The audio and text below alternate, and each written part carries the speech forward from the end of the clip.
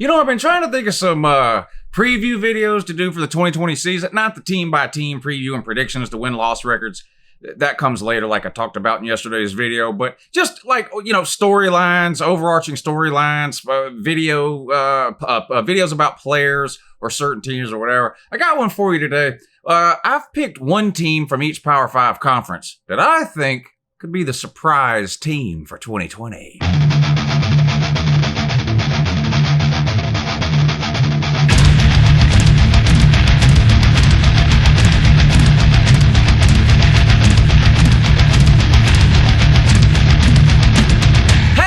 Morning, it's Uncle Lou here. That's right, it's me, Uncle Lou, and I'm live for you on LouTube today. Thanks for watching. Man, I sure do appreciate it also. And in addition to that as well, hey, subscribe to this channel. You know why? I'm a professional. That's right, subscribe to this channel. I post college football videos almost every single day of the year, and believe it or not, contrary to how this video might turn out, some of the videos I post are even watchable. It's up to you to let me know which ones of those are. You can let me know in the comment section down below. But yeah, subscribe to this channel, give it a thumbs up, share the video with your friends. Let's talk some college football today. All right, surprise teams for 2020. So what do I mean by surprise teams? Teams that could be better than I think most people think, right? Maybe teams that could approach 9-10 wins, but no one's talking about them. Now, some of these teams that I name, you're going to say, huh? Those teams are going to be terrible. Well, that's kind of the point. I think these teams could surprise you. I agree. There's a chance that the teams on this list are going to be terrible in 2020, but I think the potential is there for these 5 teams. I picked one from each Power 5 conference to surprise some people this year. You go back and look at last year. Who were some surprise teams last year? Minnesota. If I came on here last year at this time and said, you know what? I think Minnesota could surprise some people.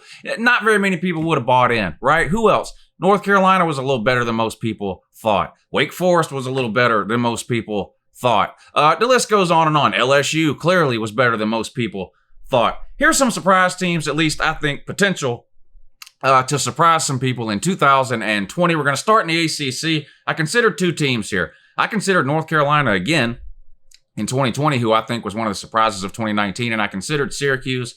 I'm going to go with Syracuse for the purposes of this video. I feel like a lot of people are already talking about North Carolina, the potential there with Mac Brown, Sam Howell, year 2, sophomore quarterback, really good last year. He's second on most people's list of top quarterbacks in the ACC for 2020, Sam Howell is. So I feel like enough people are talking about North Carolina. What about Syracuse? Seems like forever ago, but it wasn't. 2 seasons ago, 2018, Dino Babers led Syracuse to that 10-3 season, right? A lot of people were talking about Dino Babers, myself included. I still think he's a really good, underrated coach, and I would not be surprised if Dino Babers ends up eventually getting a shot at a little bit bigger of a football school down the road. But yeah, 10-3 in 2018. Fell off the face of the earth last year, though. They finished, 5-7? 5-7. Now, they did play a little bit better towards the end of the year, but, not that really matters. Their offensive line was terrible. Their defense, especially their run defense, was absolutely pitiful. But look at their schedule for 2020. The potential is there. I don't know if they can get back to 10 wins, although in the ACC, literally anything is possible. You got Clemson way up here, and everyone else is sort of fighting around a 6-7 win mark. One of those teams could end up winning a lot of those games against the 6 and 7 win teams and getting to 9 or 10 wins. Will it be Syracuse? I don't know. But look at their schedule, though. They start off with Boston College, Rutgers, and Western Michigan, all on the road. 3 of their first 4 games are on the road, but those games are winnable. Now, their schedule is front-loaded with road games, which means the back end of the schedule is going to have a lot of home games. So if they can win some of these games early in the year, again, 3 of their first 4 on the road, Boston College, Rutgers, Western Michigan, I think all of those are winnable. They also play Louisville at home in the first month of the season. So those are their first 4 games. Could they start 4-0? It's possible. And if they start 4-0, they're probably going to start 6-0. Now, some of their more difficult games are towards the back end of the schedule, but they are at home. So they're only 1 or 2 surprise wins away, I think, from maybe getting back to the 8, 9, 10 win mark. I have them as a surprise team to watch in the ACC. Quarterback Tommy DeVito, a lot of hype last year, didn't really live up to it. But again, the offensive line was absolutely pitiful. I think they gave up the 3rd most sacks per game in America, Syracuse did. So the offensive line was, yes, it was just really that bad. We'll see. They got to get a lot better on both sides of the ball. But Syracuse, my pick for the ACC Surprise Team of the Year 2020. All right, now on to the Big Ten. this one I think is really going to surprise some people. I considered Penn State. Penn State's a top 25 team without question. There are a lot of people talking about how good Penn State's going to be in 2020 or potentially could be in 2020. I'm on the Penn State train. I think if there's anybody in the Big Ten this year that's going to challenge Ohio State, I think it's Penn State. So I'm not really sure you can consider that to be a surprise. I mean, they win 10 or almost 10 games almost every single year, especially since James Franklin got there. Made some New Year's Six bowls. Haven't yet won the Big Ten under James Franklin, but have gotten close. So I don't really think Penn State qualifies as a surprise team. Now, if they win the Big Ten, I guess you could consider that a surprise because I think everybody and their brother is going to be picking Ohio State, but not really the team I'm looking for in this type of video with Penn State. How about Illinois? Yeah, Illinois. Shout out to the Black Santa Claus, too. Head coach of Illinois, and a huge win last year right against Wisconsin, 24-23. That game, a lot of people sat up after they saw that score and went, wait, what? Illinois still has a football team? Yeah, Illinois still has a football team. Now, they weren't very good last year, but by Illinois standards, it's one of the best years they've had in a long, long time. They actually managed to go 6-6 in the regular season. It's a minor miracle for a team like Illinois. 6-6, they lost their bowl game, finishing 7-7, lost to Cal in the whatever the hell, Red Box Bowl, whatever the hell that is.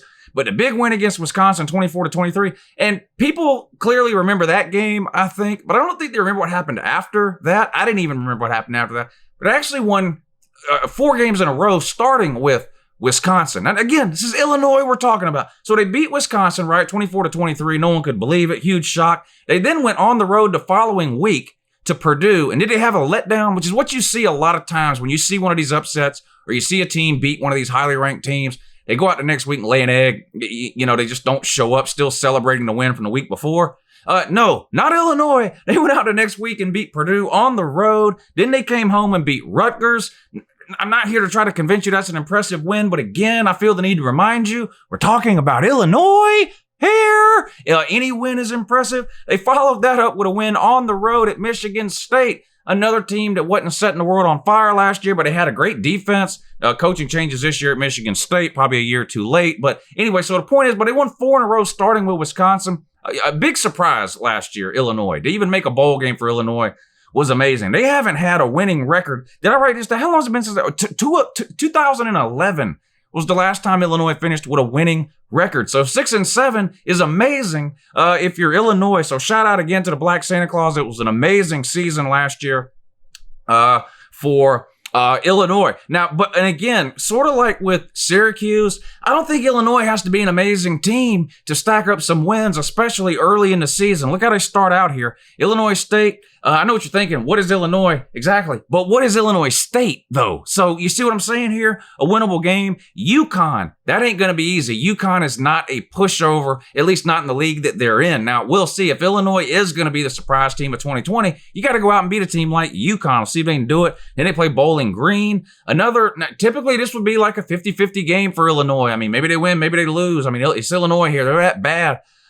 Can they win that one? Then Rutgers, one of the worst teams in the Power 5, definitely within the Big Ten. Could they start 4-0? Could they go but listen, they don't have to go 3-1. Can they go 3-1 there? Illinois State, UConn, Bowling Green, and Rutgers.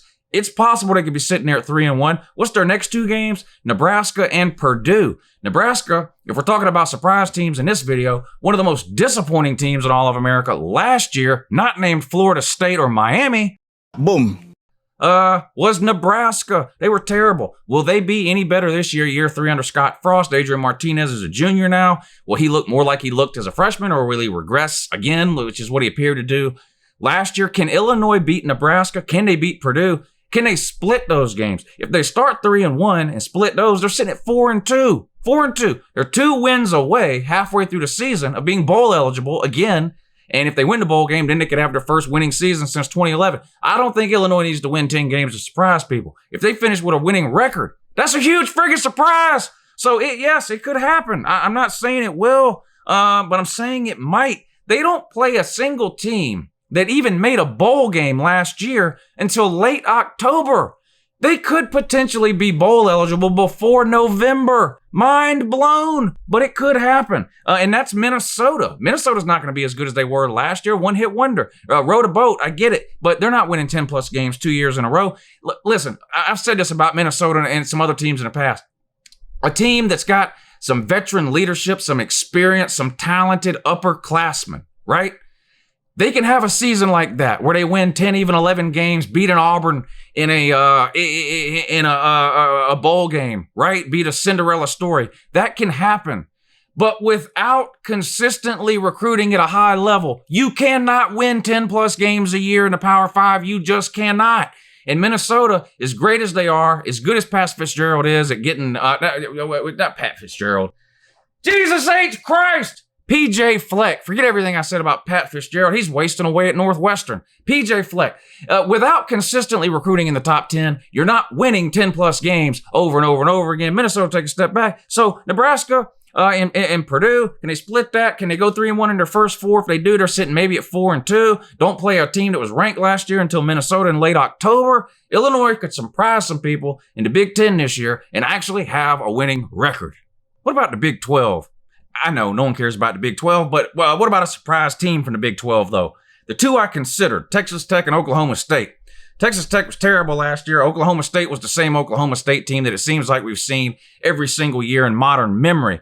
Good enough to beat some good teams, but then you look back at the end of the year and you go, how the hell did they lose these games? You know, to 7-5, 8-4. Every once in a while they blow you away and go 9-3. They just seem to hover around there. They're not terrible. They're never great. It doesn't seem like. They haven't beat Oklahoma since Jimmy cracked corn.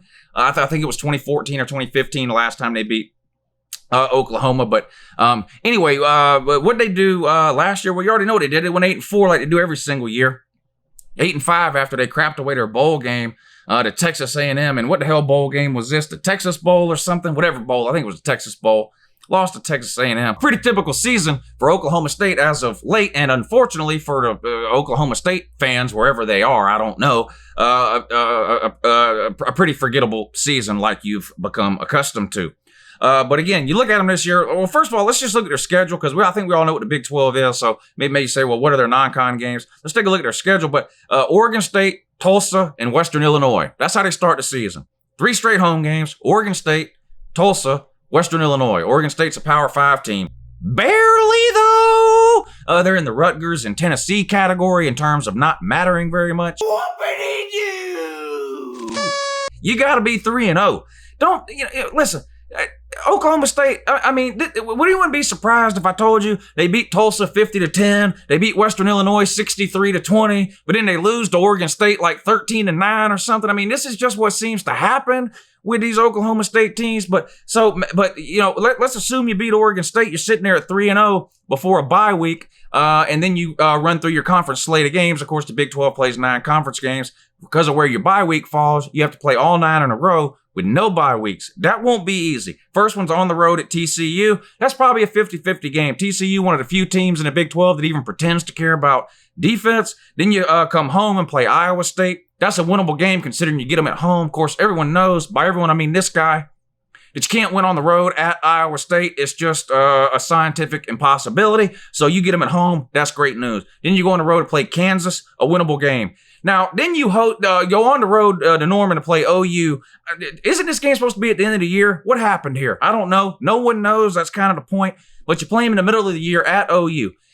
Can you find a way to beat OU? Spencer Rattler, Oklahoma. This just in, breaking news. Oklahoma's going to have no defense again for the umpteenth year in a row. Can you beat Oklahoma? Can you get over the hump and beat your big brother? Can you beat your in-state rival Oklahoma this year? The key to the season, really, for Oklahoma State, in my opinion. Well, that game and maybe 2 others. Then you come home and play Texas Tech. Then you got to go on the road and play at Baylor. Is Baylor going to be the team they were last year? No. They lost some important pieces, mainly their coaching staff. Gone to the NFL, Carolina Panthers, so we'll never hear from them again either. But point is, you got to play on the road there. Can you win one of those 2 at Oklahoma or at Baylor? Answer Uncle Lou right now. Can you? Yes or no? Let me know. I don't know. Then you host West Virginia. A hard team to figure out. I still think they're a year or 2 away talent-wise from really competing for anything meaningful in the Big 12. Anyway, you get them at home. On the road at Kansas State. This is a dangerous game. I almost picked Kansas State here. I know I said Texas Tech. I really considered 3 teams. I considered Kansas State too. The main reason I consider Kansas State, I really like their coaching staff. I like this Chris Kleeman or Kleiman or whatever the hell that they brought down from North Dakota State. Say what you want about the FCS or whatever league that is, North Dakota State. All they do is go out and win national titles every single year and beat Power 5 teams every single time they play them. Now, that's not going to happen this year when they play Oregon, but nevertheless, I digress. So I like Chris Kleeman. That game at Kansas State late in the year before a big game at home against Texas. If you're looking for a trap game or something like that on their schedule, that would be it here. Can you win that one? And then you finish things up with Texas.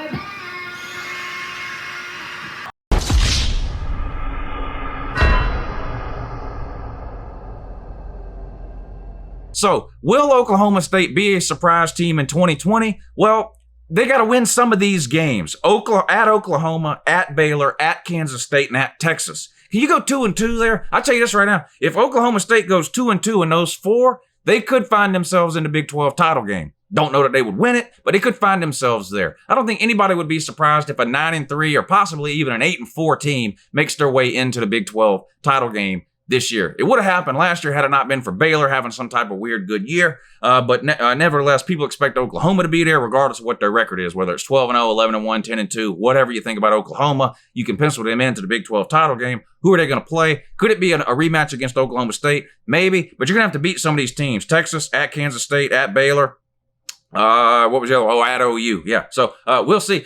Is 10 wins possible? I don't know. I don't know. At OU, at Baylor, at Kansas State, I don't know. You probably got to win 2 of those games if you want to win 10 games. That's just letting you know that now. But it would be a surprise, I think, if Oklahoma State found themselves in the Big 12 title game. I think it's a possibility. They got the quarterback back, Sanders. He was okay last year. I think he completed about 62% of his passes. Not a lot of touchdowns. Way too many interceptions. He's got to cut that down. But he can run the ball too. What do you have? I think I write this down. 650 yards rushing last year. So he can get the job done on the ground too. And of course, I think everybody, even if you're not an Oklahoma State fan or really don't even pay attention to the Big 12, I think everybody knows about Chuba Hubbard, the running back out there. Him and Travis Etienne, 2 of the best running backs coming back in 2020 in college football this year. So they got him. 3 starters return on an offensive line that averaged almost 6 yards per carry last year. Now, that's a little deceiving because they had the running quarterback with Sanders getting the 650 yards, but still, and they got to get better on defense. But that's a tune you could sing about every single team in the Big 12. Really, just no defense out there. So anyway, that's my pick right there. Big 12, possible surprise team of the year, Oklahoma State. What about the Pac-12? I know. I know. If there's one conference that is teetering on the edge of not having a season at all in 2020, it's the Pac-12. Now, of course, anything is still possible. We don't know what's going to happen. God forbid we get another outbreak or something of this virus and they have to cancel it. But Pac-12 teetering on the edge. So I eliminated California teams. I'm worried about the state of California not being able to play. Oregon, I noticed some talk about Oregon, but Oregon hasn't canceled any games or whatever. They just said no fans there till October. So, but I don't think we're going to have fans anywhere if you want to know the truth, especially in September. I just don't think it's going to happen. Doesn't matter for the purposes of this video though. I chose Arizona State. Now, to be fair, I would have chose Arizona State even if I didn't eliminate the teams from California, but I would have considered Stanford. Stanford's a team you can almost shoe in every single year to get 9+ wins, usually 10+. David Shaw, another great coach that I think is underrated, gets the most of the talent he has available there, has put some amazing players into the NFL. Seems to have a great team every single year. They sort of slid off last year, so maybe not a lot of people are talking about them. And if they can get back to what they normally do, maybe they surprise some people. But I still would have picked this team ahead, and that's Arizona State. I was wrong about Herm Edwards. When they hired Herm Edwards, I laughed. I mocked Arizona State. This guy's been rotting away in ESPN for 15 years. They dust this dinosaur off. He's 80 years old. College game has passed him by. How's he going to recruit? He was in the NFL forever, then an NFL analyst. Now he gets hired as a college football head coach. I just thought it was a terrible decision. It appears I might have been wrong. At the very least, I underestimated the impact he would have. I've been surprised with what he's done at Arizona State in the time that he's been there. Last year, 7-5, finished 8-5 after a bowl win over a terrible Florida State team in the, was that the Sun Bowl? I don't remember, and I didn't write it down. I think it might have been the Sun Bowl. So anyway, 7-5, finished 8-5 after the bowl win. And didn't you beat Oregon last year? So you had a big win on your schedule, right? Beating Oregon, I think. Yeah, you did. Yeah, you beat Oregon. You also beat your in-state rival, Arizona. So was Arizona State a great team last year? No. But a big win like that win against Oregon, a win over your in-state rival, Arizona, that can be the type of thing that can, sort of springboard a team momentum-wise forward into the next season. You add to that a top 25 recruiting class and a team in Arizona State that I think is probably going to play a lot of true freshmen this year, and I think there's some potential for surprise here. The schedule is not going to be easy, though. This is the problem with really thinking Arizona State may get to 10 wins or something like that. Northern Arizona at home to start, that's winnable. On the road at UNLV, that's winnable. Then you host BYU. This is probably a must-win game if you want to get to 10 wins if you're Arizona State, okay? BYU's not a great team. Hell, they're friggin' BYU. They're cavemen. They're Flintstones of college football. These people at BYU are so bass-ackwards. They don't know which way is up anymore. It's just insane. BYU can kiss my ass, to be honest. Then you go on the road, play Southern Cal, maybe. If they play, who knows? We'll see. You host Oregon State and UCLA. Those are 2 winnable games. Then you get a bye week. Come out of your bye week and you got 2 road games, but they're both winnable. On the road at Colorado, new coaching staff there, and on the road at Washington State without Mike Leach. So you got to assume they're probably going to take a step back too. So I think those are 2 winnable road games back-to-back in the middle of the schedule. Again, you probably need to win both of those if you want to get to that 10-win mark. You have Cal at home. That's winnable.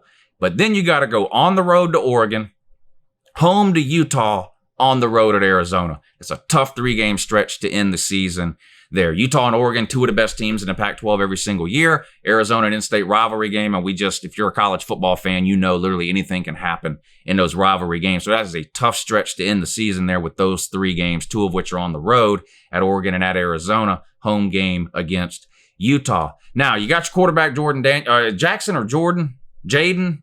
I think it's Jaden Daniels, dual threat quarterback. Impressed me last year in a little bit that I saw him. You got to assume he's going to be better this year. I mentioned he beat Oregon, beat Arizona. You got a new DC, and guess who it is? A new defensive coordinator. None other than Marvin Lewis.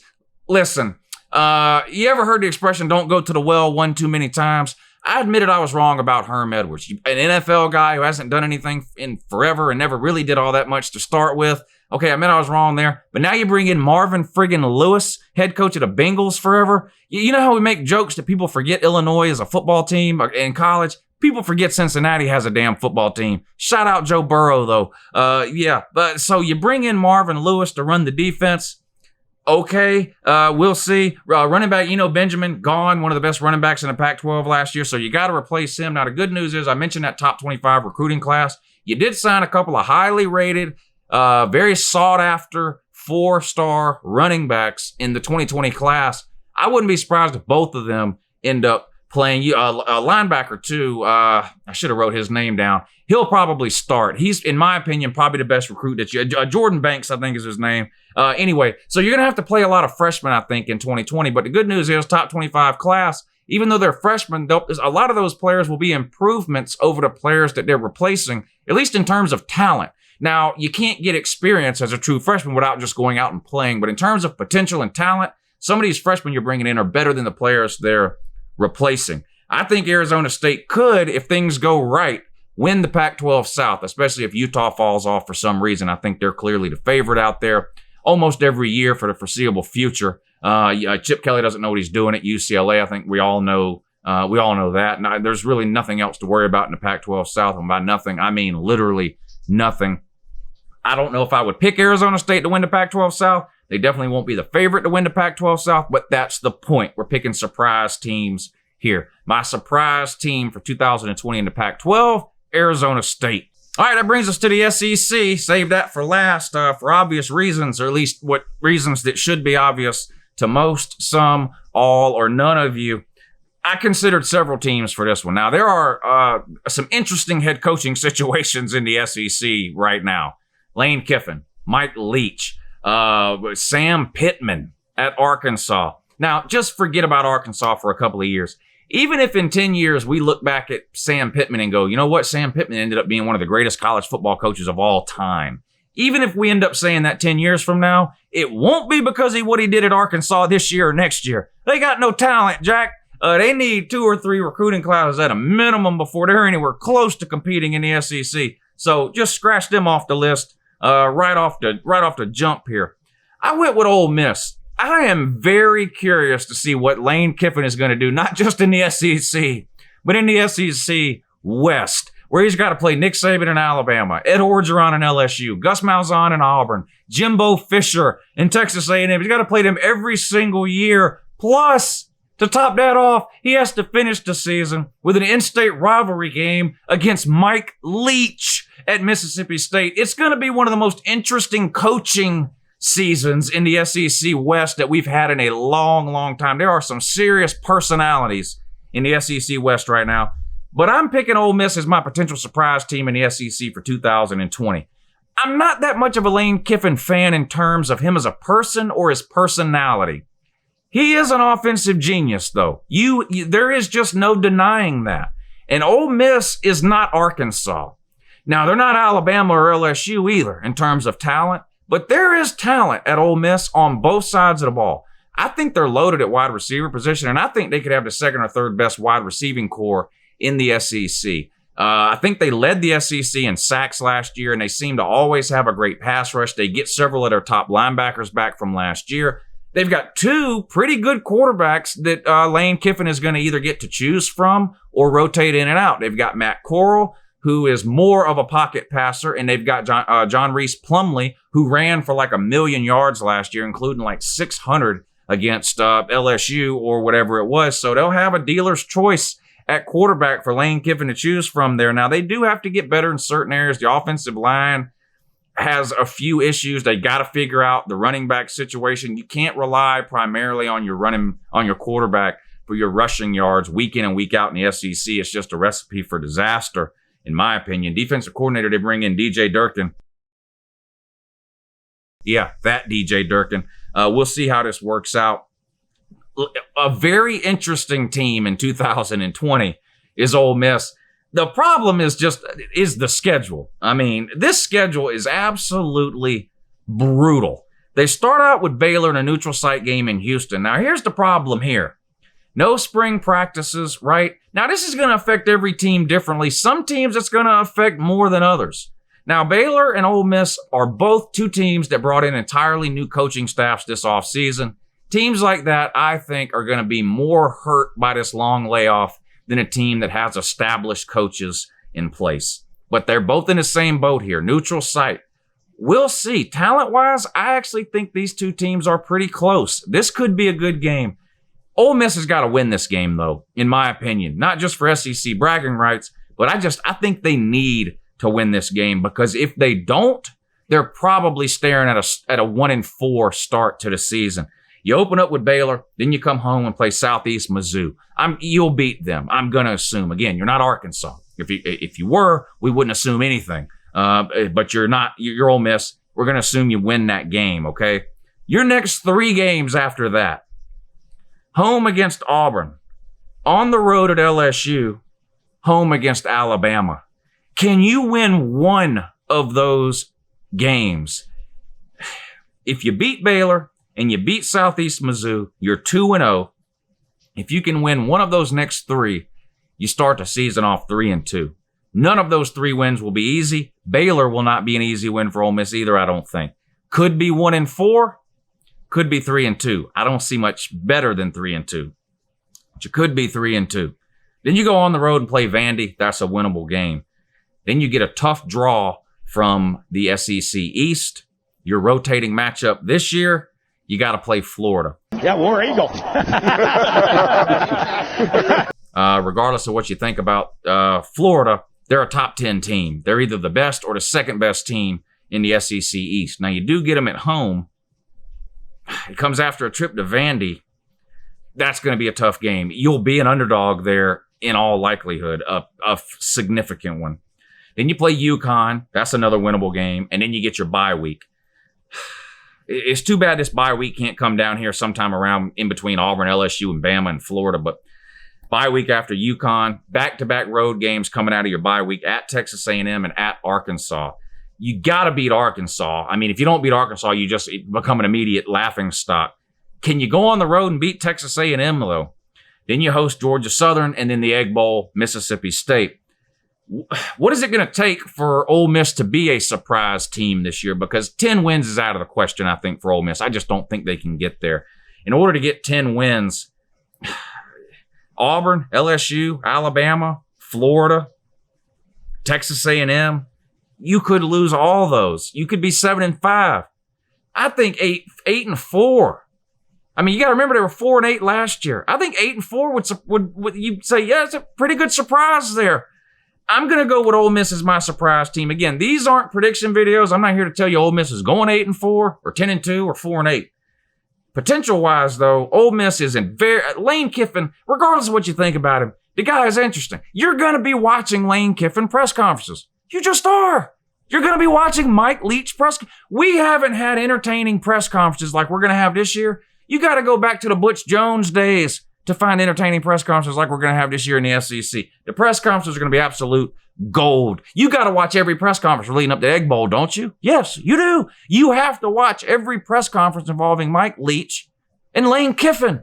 You have to. Anyway, Ole Miss is my pick for the possible surprise team in the SEC for 2020. All right, there you go. A surprise team or potential for surprise for one team from each of the Power 5 conferences for 2020. Now, let me know down below. I don't expect everyone to agree with these teams, and you can argue about the teams I chose with me in the comment section if you want to, if you got some time to waste and you like losing arguments. That's fine with me. Or just let me know which 5 teams would you pick. You give me your 5, one from each conference. You don't have to give me an explanation, or you can if you want, but let me know down below. Give me a team from each of the Power 5 conferences that you think could be the surprise team to the good for 2020. Maybe we'll do another video where I pick one team from each of the Power 5 conferences that I think could be a surprise team to the bad, right? A team that people think are going to win 9, 10 plus games, but may end up crapping to bed and missing a bowl game. Shout out Tennessee Vols. Anyway, appreciate you guys watching. Have a good morning.